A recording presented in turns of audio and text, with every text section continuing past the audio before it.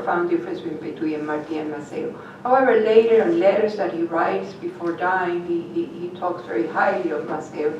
So I guess, they really had different views. One was military. Actually, there was difference with Gomez too, in the sense that during the war, they found somebody who was a traitor, and Maximo Gomez ordered that he be shot, and he is, and Martí really doesn't want that to happen. These are the things that happen in war, but to Martí they were, unknown, and he wanted mercy, but Maximo Gomez was the military leader, so he couldn't intervene. So war was torn from Martí between his spirit and his emotions and his sense of duty. On May 19, 1895, he dies in battle. Actually, Gomez is upset because he wants Martí at his side, and Martí runs to the front, and he's but as he wanted, some say it was a suicide, that he really wanted to die. He did write the night before a letter to his disciple with like a literary testament of what he should do. But of course, I imagine if you're in war, you have a possibility you're going to die. Whether he really went looking for death or trying to prove how brave he was, what was in his mind, we'll never know. But we do know that his wish of dying, the cara al sol, did come true. Here is where Martí is buried, and I have been there. It's a very impressive in the resting place in Santa Eugenia Cemetery in Santiago de Cuba. And what I was going to talk about and decided to change was that Martí had 5 different burials. And I am going to only mention 2 because I think especially the second one is important. First, he was buried just in the ground with no ataúd, no box, no coffin. But you have to understand that it was very hot and it was easy for corpses to decompose and so forth. Then they realized they had to be sure it was Martí, and this was in Remancanagua, and they transport him to Santiago de Cuba for an autopsy, and then they give him a decent burial. And the general who had been in front of the military group that had killed him, General Sandoval, Spanish of course, he gives a beautiful speech about in respect of a man who had fought for what he believed. And again, this is what Martí had learned mainly when he was in Spain, to respect Spain in its many virtues, even though he was fighting against the colonial regime. And here is a proof that Spain, again showed its hidalguía, its sense of justice by, for them it was, a trophy, but they knew he was a very special man, and they were very respectful. And Sandoval later on wrote very beautiful things about Martí.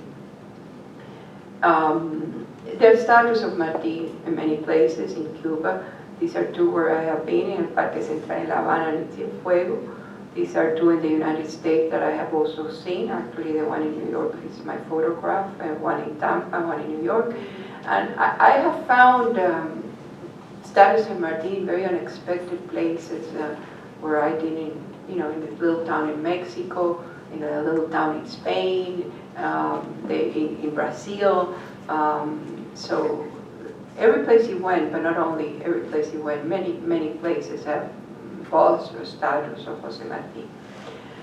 His legacy, well, mainly his writing, and this is the set of his complete works published in Cuba, and this is La Gran Enciclopedia Martiana, published in exile. I have that encyclopedia, and it's very helpful, it's very well done, it has good big letters for people who are getting older and don't like small letters. It has space, it's easy to read, and mainly I like to read his letters, and sometimes you start reading and you can put it down. And I recommend that you read Martí. Many generations of Cubans and scholars, not only Cubans but around the world, have written about Martí. I have 2 bookshelves, 2 shelves of my library dedicated only to books of Martí, and that's really nothing. I think it was in B95, yeah, we did a conference about Martí here in FIU, and we had scholars from many parts of the world presenting papers and published a book, which is not among those I photographed. His legacy sometimes has been distorted. Unfortunately, most Cubans have not read Martí's work, but only know a few coined phrases. Cuba con todo y para bien de todo, honrar honra, and but they don't know the deepness and the greatness and the work and the sacrifice and how prolific and how polyedric his personality was. And of course, many politicians and the Cuban government, present Cuban government, have tried to portray Martí according to their own ideology. And also, his high aspirations for Cuba, I think, have contributed to an inflated national ego.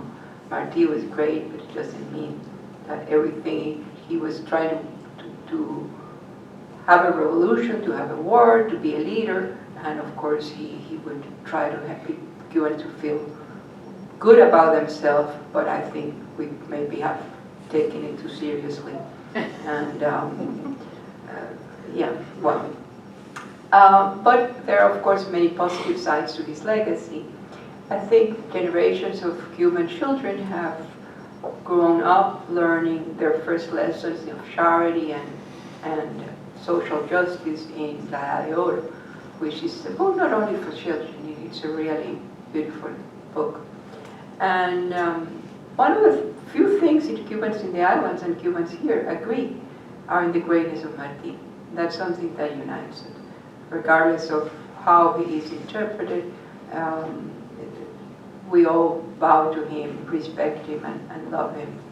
He is well known and respected around the world. As I say, I have found the status of him in the most unexpected places.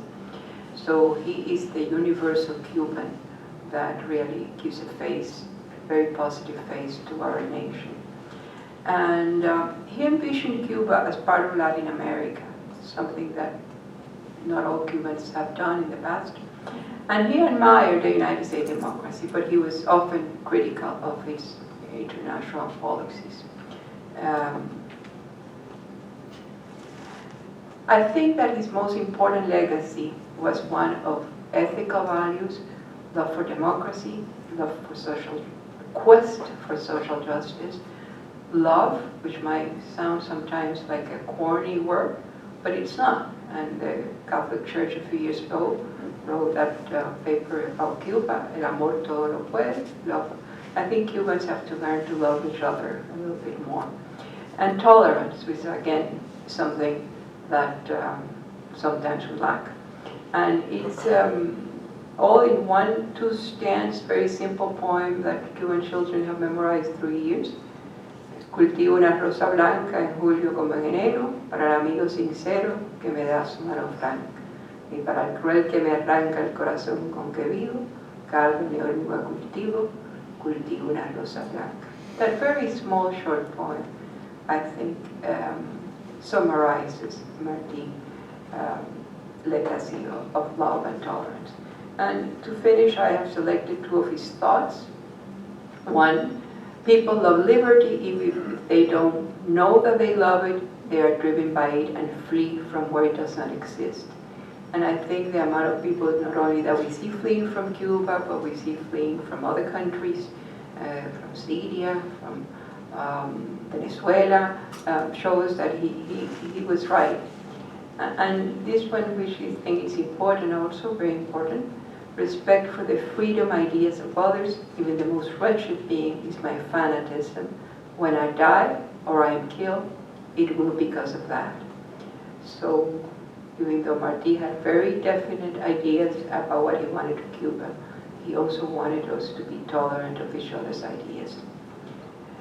And today, on the 121st anniversary of his death, I think he would be very happy that we talked to him in a university, since he was a man who always respected and encouraged intellectual pursuit. And so I am again honored to have had the opportunity to talk to you, and I'm open to any of your questions. Thank you very much.